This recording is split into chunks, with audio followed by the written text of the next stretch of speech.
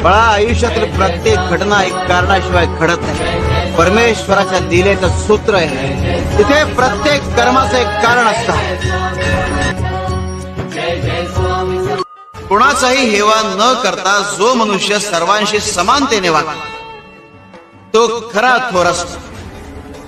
ज्याप्रमाणे सूर्य सर्वांना प्रकाश देतो तिला कुणाची जात, रंग, धर्म या गोष्टींनी फरक पडत नाही.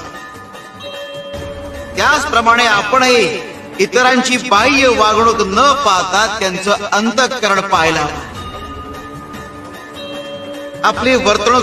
बळा आयुष्यातील प्रत्येक घटना एक कारणाशिवाय घडत नाही. परमेश्वराच्या दिलेचं सूत्र आहे. तिथे प्रत्येक कर्माचं एक कारण असतं.